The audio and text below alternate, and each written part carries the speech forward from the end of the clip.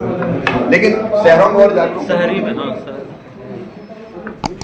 देवघर में तो बहुत कम पोल होता है। यहाँ भी देवघर वगैरह में राष्ट्रीय औसत से कम पोल होता है।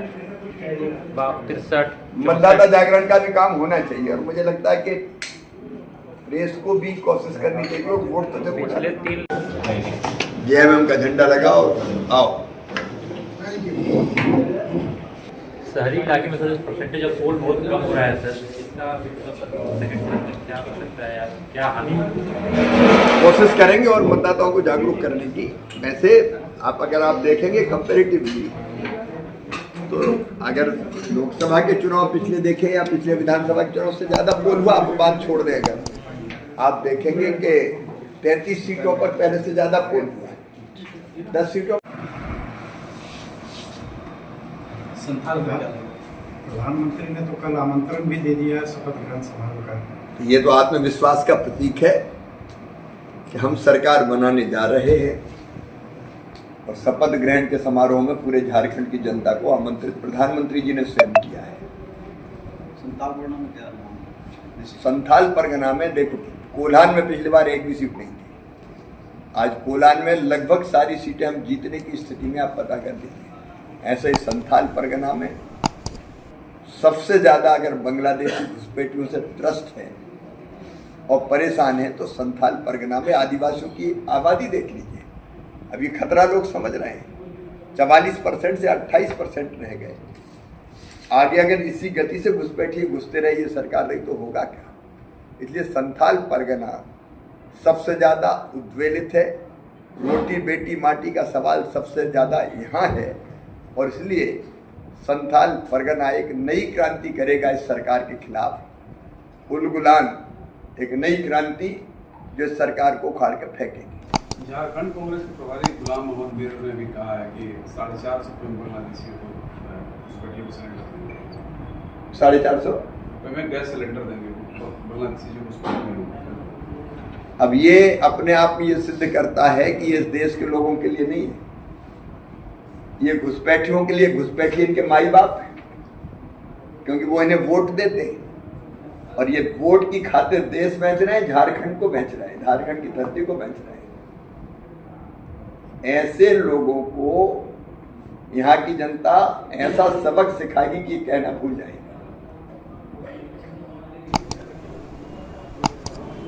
पर कब्जा कर लेते हैं। ये खतरा संथाल परगना की जनता भी अच्छी तरह भांप चुकी है और लोग मन बना चुके हैं कि सरकार को हटाना है अपनी सुरक्षा के लिए, अपनी धरती की, बेटी की, माटी की सुरक्षा के लिए और भ्रष्टाचार के खात्मे के लिए। अभी आश्चर्य है, मैंने कहीं नहीं देखा किसी प्रदेश में कि 350 करोड़ रुपया एक नेता के घर से बरामद हो रहे हैं और बेशर्मी से एजेंसियों पे आरोप लगा देते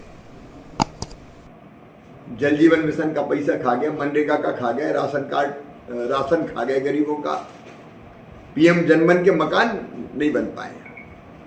तो केंद्र ने भी जो पैसा भेजा वो भ्रष्टाचार की बलि चढ़ गया पूरा का पूरा। जनता को कुछ मिला नहीं और विकास तो यहाँ ठप्पी है। मैं चारों तरफ देख रहा हूं परिवर्तन की लहर है। इनने इन सब चीजों को ढकने के लिए एक ढोंग किया था, मैया सम्मान, लेकिन वो ढोंग भी कहीं नहीं चला।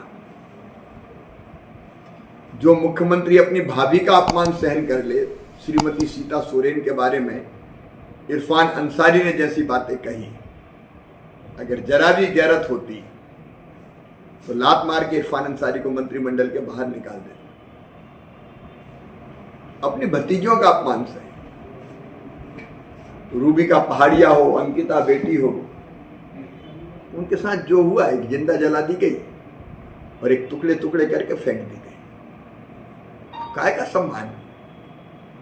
यहां नारी का, बहन का, बेटी का, माता का सम्मान है ही नहीं। इनके पाप का घड़ा भर गया है जो 23 तारीख को फूटेगा। और भारतीय जनता पार्टी ने जो पंच प्रण और अपना मैनिफेस्टो जो हम लेके आए हैं, संकल्प पत्र, वो यहाँ जन कल्याण की गारंटी है। वो दीदी योजना, क्योंकि माताओं बहनों को मोदी जी पर विश्वास है, बीजेपी पर विश्वास है, हम तो दे रहे हैं ना। मध्य प्रदेश में लाडली बहना मैंने बनाई, महाराष्ट्र में लाड़की बहन चल रही, छत्तीसगढ़ में, उड़ीसा में। ऐसा नहीं कि चुनाव के 2 महीने पहले कर रहे। चाहे गो दीदी योजना हो, 500 रुपया में गैस सिलेंडर हो, या 2 गैस सिलेंडर त्योहारों पे निःशुल्क देने का मामला हो।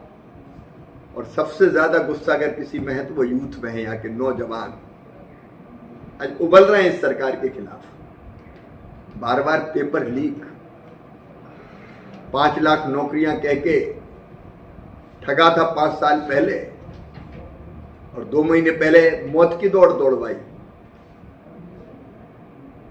जिसमें 19 बच्चे जिंदगी की जंग हार गए, नौकरियां कहीं मिली नहीं।